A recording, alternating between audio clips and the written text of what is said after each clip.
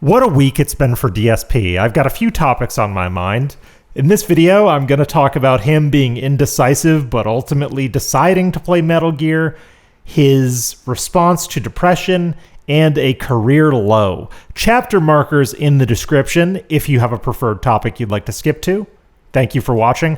Without further ado, I'm going to get into it. As usual, DSP is busy as he spends literal hours trying to decide what he's going to play next. Him waffling between Metal Gear and two other games was really annoying to me this week. Let's see what he had to say, and let's break it down. We are very busy once we hit late September. So the idea here is I need to focus in on and select a few games that I'm going to be playing throughout September till the end of the month to get through. All right? There's absolutely no way that I can play GTA 4 and the Ballad of Gay Tony DLC, Suikoden 2 HD, Hollow Knight Silksong, Gears of War Reloaded, Metal Gear Solid Delta Snake Eater, and Chronos The New Dawn all at the same time. You know what, Phil? I'm going to give this one to you. I actually agree with you. It is unreasonable to expect you, a mediocre on your best day streamer, to play 6 games at the same time. As a matter of fact, no one should have 6 games in rotation at the same time. However, we all know that's never going to be the case. This is just one of those times, some call it manufactured tedium, where you're trying to make it look like your life is more difficult as a streamer and more complicated than it actually is, when realistically, all you need to do is pick a game, commit to it, play well, and move on. But we all know you're bad at playing well and you're bad at moving on. So here you are, stuck on level 1, perpetually, forever and ever. There's plus still doing chill streams of Truck Sim, right? And doing streams of other. I can't. There's no way. I'm here 6 days a week full time. It's not enough to cover all those games. Yes, it is.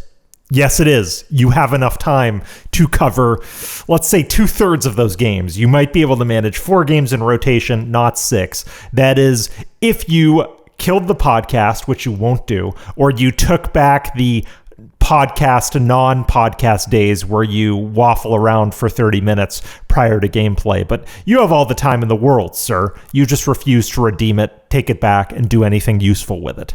I actually did make a video on this topic a while back. Link in the description. What are we thinking? I don't know. Look, first of all, I have more shout-outs to do. We have Genesis Gaming, 42 months as a member. Says you should skip it to stand with Kojima-san. Keep up the good work. So Genesis Gamer thinks I should skip Metal Gear Delta. That's what got me to make this video, the whole I stand with Kojima sentiment. When in reality, just for context, Kojima doesn't really care one way or the other about MGS Delta. When asked if he would play it, he simply said, "No, I won't." The original interview came from Sense. In the interview by Kevin Nguyen, Kevin writes, "This summer, Konami, mining its existing IP, will release a remake of Metal Gear Solid Snake Eater, created with no involvement from Kojima. When I asked if he would play it, Kojima laughed and said, 'No, I won't.' If you're curious, the link to the original article will be in the description." DSP goes on to stand with Kojima-san in an act I can only describe as him making shit up. Have a listen. Are we going to play Metal Gear Delta on Thursday and have an actual playthrough of it? This is a game I've already played twice. This is a game that basically is an insult to Hideo Kojima, and it's a game that apparently doesn't run well. See what I mean about making shit up? I'll agree with him that it's poorly optimized and it doesn't run particularly well, but how do you extrapolate insult from him laughing and saying, "No, I won't"? That could mean any number of things. I interpret it as him not caring very much. It seems like every game that I bring up for the reasons why it wouldn't work, like I've already said, I know why Metal Gear Solid Delta might not work, okay, because Kojima's against it. What's your source for Kojima being against it, besides 3 words that he said? "No, I won't play it." Just because he won't play it doesn't mean he's against it. Why would you play your own game? Why would you play a re-release of your own game that someone else is working on? I'd be pretty disinterested in that. Do you think Steven Spielberg is going to watch Jaws 50th anniversary in theaters? Probably not, because he worked on it. It's his movie. It's basically hurting Kojima. I feel like all of these pauses start with a question, but how is it hurting Kojima exactly? I don't quite know the financials behind the scenes, but even in the event that he is not getting anything for it monetarily, it's getting his name out there, it's spreading recognition, and he's a pretty beloved developer, to be honest. And side note, I'm pretty sure he's busy counting his Death Stranding 2 money right now, because oh boy, did that game sell really, really well. Because I've already played the game twice, and because it's a botched port. 3 reasons why. But then there's people in the chat, you absolutely must play it. You must play it anyway. I want you all to do me a big favor and really lock into the next segment I'm about to show you. I mean, really look at Phil's face. Here it is. Yeah. See that? The little twitch and the smile? That means he's up to something. Allow me to explain. He almost looks like a child or a little baby trying to get away with something. Some would call that a bit of duper's delight. I think so, because it happens right before he says this. I got another $2 tip. There are multiple football games on the screen. Each person that donates writes which game they want the streamer to do next. The streamer adds the support amount towards the game. At the end of the stream, whichever game has the most money towards it wins. It's interesting. So, okay. So now you've got his attention.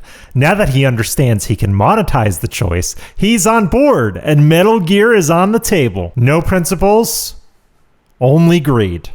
So basically, I would do a stream. This is hypothetical. I'm not saying I'm going to do this. Let's say tomorrow, during the Gears of War multiplayer stream, I say, okay, guys, here's what you do today. When you contribute, in the body of your message, put the name of the game you want next week. And I will add together, like, let's say someone does a $5 super chat. Oh, I want Metal Gear Solid.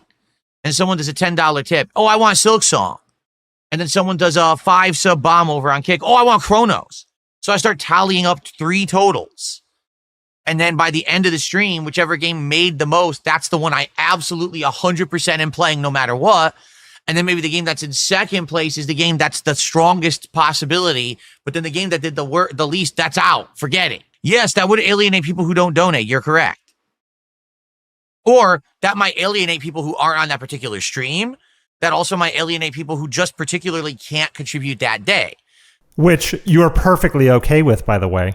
There have been hundreds, if not thousands, of streams by now where you go out of your way to alienate people who don't support by yelling at people who don't support and obsessing over the ones who do. Remember Iron Chef Sakai? I do. I know that I have an audience that is great and supports me time and time again, you know, no matter what happens through thick and thin, but they can't do it every single day. Not every one of you can be on every stream to contribute every day. I get that. You're normal people. No, they're not. No unironic DSP fan or detractor giving you money in 2025 is a normal, well-adjusted person. I think you get the idea of this segment. Let's skip to the moment a few days later where he decides to play Metal Gear, shall we? Okay, so here's the deal. I'm about to make my decision, okay? And this decision is not my original decision. I had something that originally I wanted to do, but I listened to you and your feedback this week, all the things that you guys reached out and told me. And you said this and this and this. And I said, oh, okay, I'll listen. So I've been listening all week. And now finally, based on listening, I've made a definitive decision. The game that I will be playing will be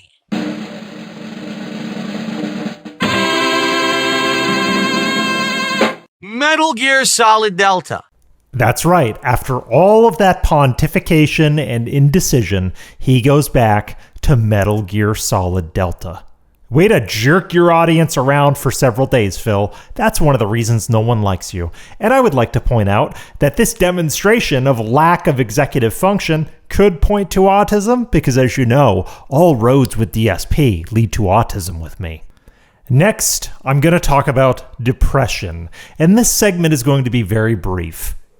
Someone in his chat made the very thick-headed decision to ask for advice on how to deal with depression. Here's what he said. Do I have any advice for someone struggling with depression?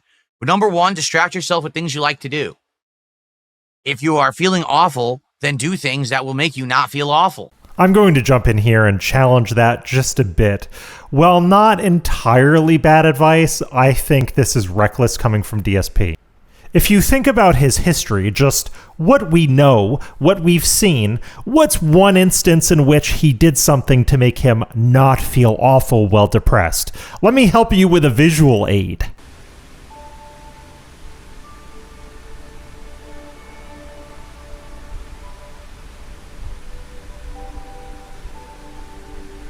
What is up, everyone? Hello, and welcome. Oh, the camera's on. The camera's been on the whole time, huh? One obvious thing I'd like to say is I think that question was a bait question in more ways than one, if you know what I mean. Second, this was an example of Phil doing something he enjoys to take his mind off things while he was depressed. This is self-admitted, look it up, it's on his own stream. Third, Phil is not a certified mental health clinician, and neither am I. My best advice is for streamers to not give advice, and if you're feeling off, seek help. Absolutely seek help.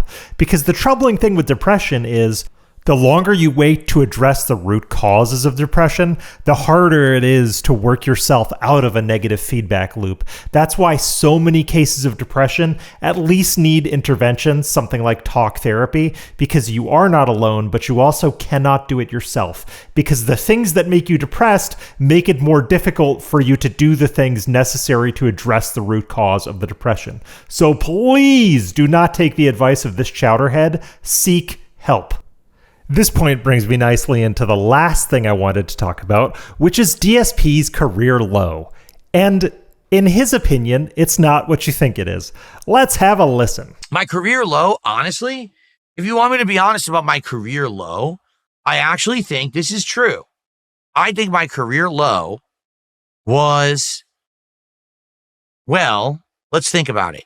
It's not what you think. It's not the incident, because the incident didn't result in me having really much or any negative repercussions. Keep telling yourself that, Phil. No negative repercussions? How about the fact that we can find on a weekly basis in the year of our Lord 2025 people still talking about an incident from 9 years ago? How about that, Phil? I would call that career defining. It's what most normies know you for. You know it. This is just cope. Phil goes on to talk about how he's a nice, positive guy who uses positive reinforcement on his streams. To be honest, I'm not very interested in having that dialogue in this particular video, but I would like to add something to the running. Two things, actually. The first one is from Side Scrollers. When you exposed the restraining order that your wife had against her former boyfriend, we never would have found out about it had you not talked about it. My wife and I met online, casually talking for a few months before we ever started dating or anything like that. Okay.